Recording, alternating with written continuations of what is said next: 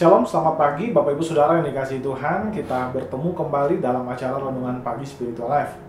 Pagi hari ini kita akan kembali melanjutkan pembacaan Alkitab kita yang sekarang terambil dari Lukas 24 ayat 36 sampai 49. Nah, judul perikop itu adalah Yesus menampakkan diri kepada semua murid. Saya akan membacakan bagian firman Tuhan ini bagi Bapak Ibu Saudara sekalian. Dan sementara mereka bercakap-cakap tentang hal itu, Yesus tiba-tiba berdiri di tengah mereka dan berkata kepada mereka, "Damai sejahtera bagi kamu." Mereka terkejut dan takut dan menyangka bahwa mereka melihat hantu. Akan tetapi ia berkata kepada mereka, "Mengapa kamu terkejut? Dan apa sebabnya timbul keraguan-raguan di dalam hati kamu? Lihatlah tanganku dan kakiku. Aku sendirilah ini.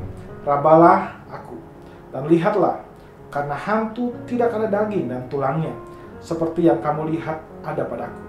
Sambil berkata demikian, ia memperlihatkan tangan dan kakinya kepada mereka. Dan ketika mereka belum percaya karena girangnya dan masih heran, berkatalah ia kepada mereka, "Adakah kepadamu makanan di sini?" Lalu mereka memberikan kepadanya sepotong ikan goreng. Ia mengambilnya dan memakannya di depan mata mereka. Ia berkata kepada mereka, "Inilah perkataanku yang telah kukatakan kepada kamu ketika aku masih bersama-sama dengan kamu, yakni bahwa harus digenapi semua yang ada tertulis tentang aku dalam kitab Taurat Musa dan kitab Nabi-Nabi dan kitab Mazmur." Lalu ia membuka pikiran mereka sehingga mereka mengerti kitab suci. Katanya kepada mereka, "Ada tertulis demikian, Mesias harus menderita dan bangkit dari antara orang mati pada hari yang ketiga. Dan lagi, dalam namanya berita tentang pertobatan dan pengampunan dosa harus disampaikan kepada segala bangsa, mulai dari Yerusalem. Kamu adalah saksi dari semuanya ini. Dan aku akan mengirim kepadamu apa yang dijanjikan Bapakku. Tetapi kamu harus tinggal di dalam kota ini sampai kamu diperlengkapi dengan kekuasaan dari tempat tinggi."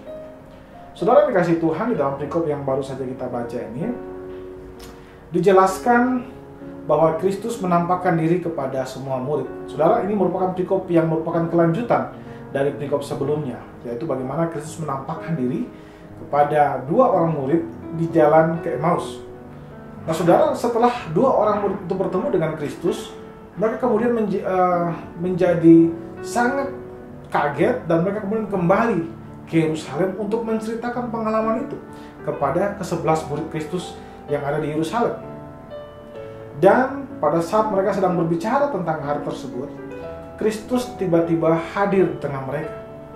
Kristus kemudian meyakinkan para muridnya bahwa dia bukan hantu.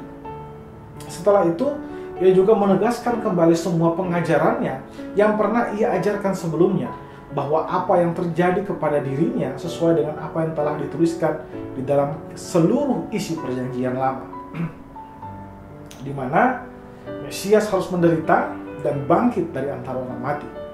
Kemudian ia juga menjanjikan Roh Kudus kepada mereka. Saudara yang kekasih, dalam ayat 44-46, Kristus menjelaskan kepada para muridnya bahwa semua yang terjadi tentang di dalam kehidupannya itu adalah terjadi untuk menggenapi apa yang tertulis di dalam kitab suci. Dari hal ini ada dua kebenaran yang bisa kita pelajari bersama. Yang pertama, kita belajar bahwa tanpa firman Tuhan, maka kehidupan kita seperti orang yang berjalan di dalam jalan yang gelap. Dan kita tidak tahu arah tujuan kita, dan kondisi itu akan membuat kita kehilangan pengharapan. Dan hal kedua yang bisa kita pelajari dari perikop ini adalah kehidupan Kristus diarahkan hanya untuk melakukan kehendak Allah seperti yang tercatat dalam Alkitab.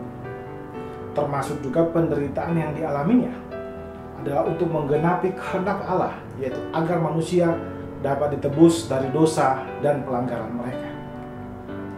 Saudara, marilah kita rajin membaca Alkitab dan merenungkan firman Tuhan. Izinkan Alkitab membentuk cara pandang kita terhadap dunia.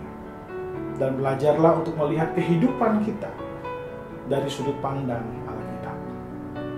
Saudara, saya ajak saudara, mari kita ambil waktu sejenak untuk merenungkan firman Tuhan yang baru saja terdengarkan. Saudara, sudahkah saudara melakukan seluruh kehendak Allah di dalam hidup saudara? Marilah kita mengambil waktu sejenak untuk mendoakan hal tersebut. Berdoalah untuk meminta anugerah Allah agar Ia memampukan saudara melakukan seluruh kehendak Allah bagi diri saudara sendiri.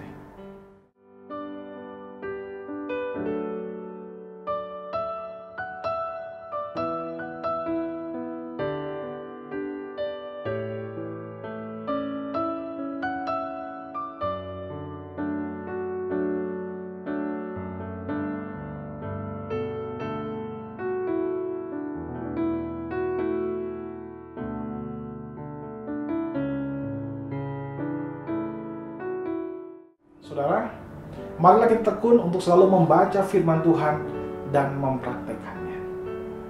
Mari saudara, kita berdoa. Ya Tuhan Allah Bapa kami, kami bersyukur buat firman Tuhan yang pagi hari ini sudah Engkau ajarkan kepada kami untuk mencintai firman-Mu dan belajar untuk melangkah sesuai dengan apa yang dikehendaki oleh Engkau seperti yang tercatat dalam firman-Mu. Ajar kami Tuhan, supaya kami setia untuk melakukan firman-Mu dimanapun kami berada Tuhan. Kami juga menyerahkan kehidupan kami dalam tangan Tuhan, apapun yang kami kerjakan hari ini, biar itu mendatangkan kemuliaan bagi nama-Mu saja. Dalam nama Tuhan Yesus, kami berdoa kepada Bapa Surga. Haleluya. Amin. Amin. Bapak Ibu Saudara dikasih Tuhan, selamat pagi, selamat beraktivitas, dan Tuhan Yesus memberkati kita semua.